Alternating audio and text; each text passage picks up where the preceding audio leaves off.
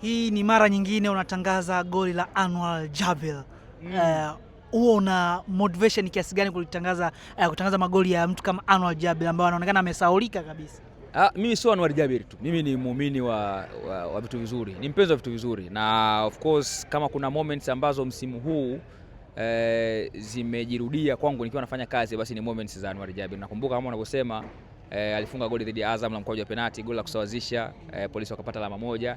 Lakini pia kama unakumbuka vizuri, licha ya kutofunga kwenye mechi dhidi ya JKT, alifanya kazi kubwa sana. Alikuwa kama Suarez fulani hivi kwenye prime time. Akafinya, kagaragaza watu alafu akatenga pasi kwa Kiombo akafunga. Kwa hiyo kiukweli kabisa ni mchezaji ambaye msimu huu amekuwa kwenye kiwango bora. Amekuwa kwenye kiwango bora na ubora wake haujamnufaisha yeye, umeinufaisha Polisi Tanzania kwa kiasi kikubwa, kwa sababu ukizungumzia alama 7 ambazo wanazo Polisi mpaka sasa, yeye anahusika kwa zaidi ya 70%.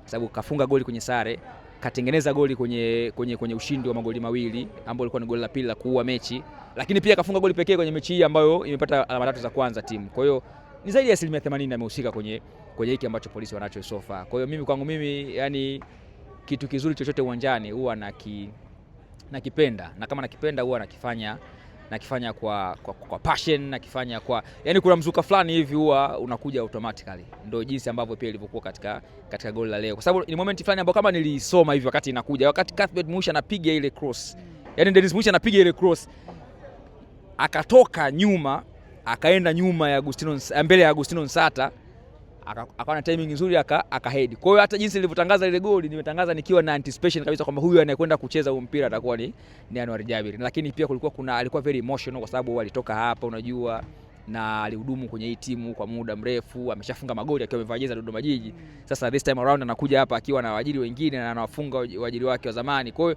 ni moment fulani hivi ambayo ilikuwa ina emotion and very exciting. Kwa hiyo nimeenjoy kikweli moment ya leo ya Anwar. Na yeye ndo mfungaji bora wa muda wote wa kikosi cha Dodoma Jiji. Unaona sasa, kwa hiyo mtu ambaye ni all time goal scorer wa Dodoma Jiji anakuja kuwadhuru Dodoma Jiji na kuwafanya Dodoma wapoteze mechi kwenye uwanja wa nyumbani wakicheza kwa mara ya kwanza msimu huu. Na wao wenyewe Polisi ndio away wanacheza kwa mara ya kwanza msimu huu. Kwa hiyo yalikuwa kuna vitu vingi sana ambavyo vilikuwa very interesting, na center ya hivyo vitu alikuwa ni Anwar Jabir. Kwa ufupi kabisa, Yanga yuko juu ya msimamo, na msimu jana alimaliza kiwando, amefunga magoli mengi sana na aliyefunga magoli machache. Teki yako ni nini? Lakini tuambie kidogo kuhusu football video support. Kuna namna ambavyo imewapunguzia riski waamuzi? Nikianza na hilo la mwisho, hakuna teknolojia ambayo inakuwa haina positive na negatives. Yani lazima kuna asna chanya za teknolojia yoyote. Unaona adaptation kidogo inakuwa kama vile inachelewa, lakini ndio jinsi ambavyo vitu vinavyokuwa. Yani vitu vinakuwa kwenye gradual process. Kwa hiyo imekuwa na faida zake, kwa sababu kama unapoona, kama ingekuwa sio video support leo hii tungekuwa tunashuhudia pengine labda goli la Nili Dodoma wangesawazisha kupitia kwa Yasin Mgaza, lakini haikuwa hivyo kwa sababu baadaye kuja kuwa reviewed na ikaonekana sio goli. Lakini hata mwishoni hapa unaona kuna kona ilitokea, lakini hiyo kona ilikuja ikaonekana baadaye kwamba haikuwa kona kwa sababu Christopher John hakugusa mpira na vitu kama hivyo, na moments nyingi tu ambazo zimeonekana kwenye VS katika mechi na mechi nyingine. Kwa hiyo mimi naamini kabisa kwamba itakuwa na kitu kikubwa sana na itakuwa na athari kubwa sana, kwa sababu ni teknolojia ambayo inakuja kwa mara ya kwanza nchini. Tumeshuhudia VAR kwenye nchi nyingine, lakini kwa kwetu VS itakwenda kubadilisha kitu, na imeshabadilisha kitu kwa kiwango kikubwa sana kwenye mechi za ligi kuu. Kwenye upande wa mbio za ubingwa msimu huu bado ni mapema sana, na hata kwenye hizo mbio za kufunga magoli mengi msimu huu bado ni mapema sana. Of course Young Africans kama wameanza walipoishia msimu uliopita, ni timu ambayo mpaka sasa hivi imefunga magoli mengi sana. Ukiangalia dozi ambazo wanatoa kiukweli ni heavy.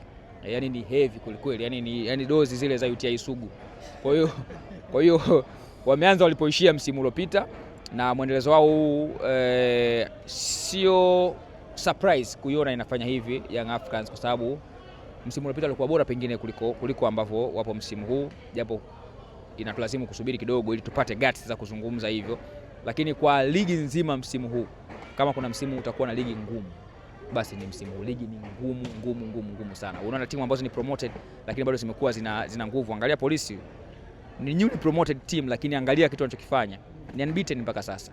Mechi 2 nyumbani, mechi 1 ugenini, hawajapoteza mchezo hata mmoja. Wameanza ligi na timu ambayo imeshika nafasi ya 3 msimu uliopita, Azam FC, lakini hawakuweza kupoteza. Kwa hiyo unaweza kaangalia Mbeya City wamepambana nyumbani, wamepata ushindi dhidi dhidi ya Dodoma Jiji. Kwa hiyo hakuna timu ambayo ni ya kuchukulia poa. Angalia kazi ambayo wanaifanya Geita Gold, newly promoted team again, lakini angalia dozi ambao wametoka kwa Kagera Sugar, angalia performance yao wanapokuwa ugenini. Wana mechi inayofuata wanacheza dhidi ya Police Tanzania, dhidi ya Azam FC.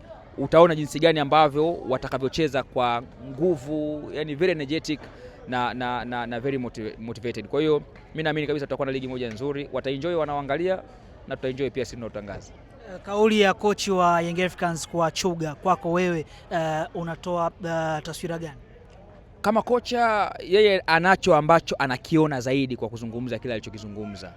Kuna uwezekano kuna kitu anachochea kwa Chuga, na kama akichukulia positive kitamfanya kwenda kuwa mchezaji mmoja mkubwa sana, pengine muhimu kwenye kikosi cha Young Africans. Kumbuka kwamba Yanga kuna eneo limeachwa, yani kuna eneo limeachwa, na hilo eneo lililoachwa ni eneo ambalo yeye Chuga ana uwezo wa kucheza. Alikuwepo Okelo msimu uliopita kwenye nusu msimu na ameondoka.